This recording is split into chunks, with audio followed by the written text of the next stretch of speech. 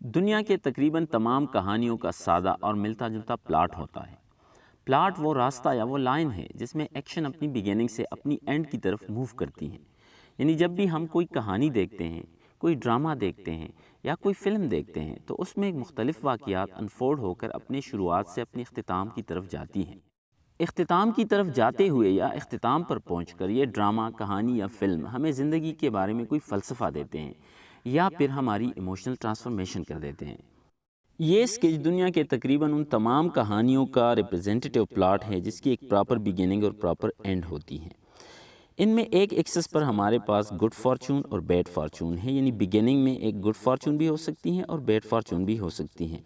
اس طرح اینڈ کے اندر بھی ہمارے پاس اس ایکسس پر ایک گڈ فارچون ہے اور بیڈ فارچون ہے، یعنی ہماری کہانی کا اختتام گڈ فارچون میں بھی ہو سکتی ہیں اور بیڈ فارچون میں بھی ہو سکتی ہیں۔ اس طرح ان دو ایکسس کے درمیان کا جو سپیس ہے اس کو ہم پلاٹ کا میگنیچیوڈ یا اس کی ڈیوریشن کہتے ہیں، جس میں ایکشن اپنی بگیننگ سے اپنی اینڈ کی طرف موو کرتی ہے۔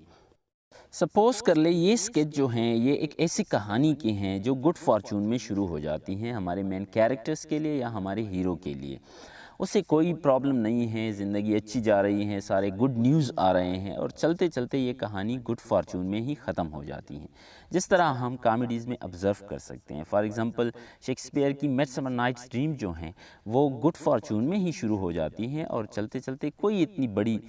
ٹربل اس میں نہیں ہوتی اور وہ گڈ فارچون میں ہی ختم ہو جاتی ہیں یا میرجز میں ختم ہو جاتی ہیں۔ اس طرح ہماری کہانی یا ڈرامہ جو ہیں وہ ہمارے مین کیریکٹرز یا جو ہمارا ہیرو ہے اس کے لیے بیڈ فارچون میں شروع ہو سکتی ہیں اور پھر ایکشن آگے جاتے جاتے وہ اس بیڈ فارچون سے نکل نہیں سکتا اور اینڈ جو ہے وہ بھی بیڈ فارچون میں ہو جاتی ہیں۔ یعنی ایکشن جو ہے وہ ایک اسٹریٹ لائن میں ہم لے سکتے ہیں یا پلاٹ جو ہے وہ اسٹریٹ لائن میں لے سکتے ہیں کہ کہانی بیڈ فارچون میں شروع ہوئی اور بیڈ فارچون میں ہی ختم ہوئی۔ اس ایگزامپل میں ہم شیکسپیئر کی ٹریجڈی ہیملٹ کو لے سکتے ہیں۔ جب ہیملٹ شروع ہو جاتا ہے تو ہمیں پتہ چلتا ہے کہ ہیملٹ کی فادر کی مرڈر ہوئی ہے۔ اب ہیملٹ کے لیے یہ ڈرامہ جو ہے بیڈ فارچون میں شروع ہو جاتی ہیں اور ایکشن آگے جاتا ہے، کوئی خاص گڈ نیوز نہیں آتی اور اینڈ میں جاتے جاتے پھر اینڈ میں ہیملٹ کی ایک ڈوئل ہو جاتی ہے جس میں اس کی ڈیتھ ہو جاتی ہے۔ تو اس طرح ہیملٹ کے لیے یہ ڈرامہ جو ہے یا ہمارے مین کیریکٹر کے لیے یہ ڈرامہ بیڈ فارچون میں ختم ہو جاتی ہیں۔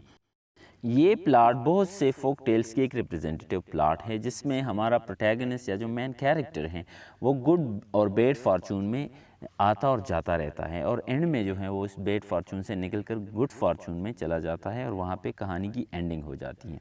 اس کی ایک بہت اچھی ایگزامپل سنڈریلا ہے۔ سنڈریلا ہمیں پتہ ہے کہ وہ اسٹیپ مدر اور اسٹیپ سسٹرز کے ساتھ رہتی ہیں تو اس کی کہانی جو ہے وہ ایک بیڈ فارچون میں شروع ہو جاتی ہیں،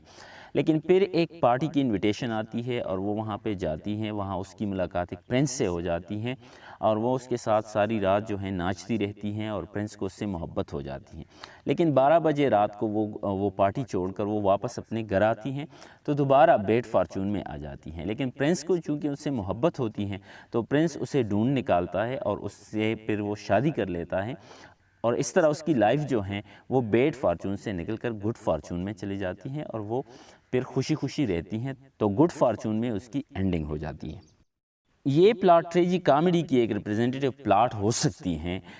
چونکہ ٹریجی کامیڈی جو ہیں وہ اس سے ڈیفرنٹ بھی ہو سکتی ہیں، کیونکہ ٹریجی کامیڈی وہ بھی ہو سکتی ہیں جس میں سیریس ایکشن ہو لیکن اس کی اینڈنگ جو ہے وہ ہیپی ہو۔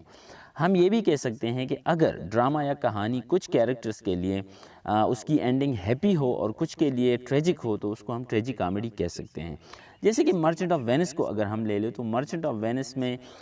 کہانی جو ہیں وہ پورشا، انطونیو اور بسانیو کے لیے اس کی اینڈنگ ہیپی ہے، جبکہ شائلاک کے لیے اس کی اینڈنگ ٹریجک ہیں، تو ایک قسم سے یہ ریپرزینٹیٹیو پلاٹ ہو سکتا ہے ٹریجی کامیڈی کا۔ یہ پلاٹ ایرسٹوٹیلین ٹریجڈی کا سب سے آئیڈیل پلاٹ ہے۔ اس میں ہمارے ہیرو یا پروٹیگنسٹ یا جو مین کیریکٹر ہے اس کی کہانی گڈ فارچون میں شروع ہو جاتی ہے اور مڈل میں جاتے جاتے وہ بیڈ فارچون میں آ جاتا ہے اور اینڈنگ بھی جو ہے وہ ٹریجک اینڈنگ ہوتی ہے، بیڈ فارچون میں اس کی اینڈ ہوتی ہے۔ مثال کے طور پر اگر ہم ایڈیپس ریکس کو لے لیں تو ایڈیپس ڈرامہ جب شروع ہوتا ہے تو ایڈیپس بادشاہ ہوتا ہے، وہ پراسپرس ہوتا ہے، سارے نیوز جو ہیں وہ گڈ نیوز ہوتے ہیں، لیکن پھر اس کی ڈاؤن فال ہوتی ہے اور بیڈ فارچون میں آ جاتا ہے۔ بیڈ فارچون میں آنے کے بعد اس کی اینڈنگ جو ہے وہ بھی بہت ٹریجک ہوتی ہے۔ اسی کو بیس بنا کے اگلی ویڈیو میں ہم ایرسٹاٹل کے ٹریجک پلاٹ کے حوالے سے بات کریں گے۔ So keep watching and do subscribe.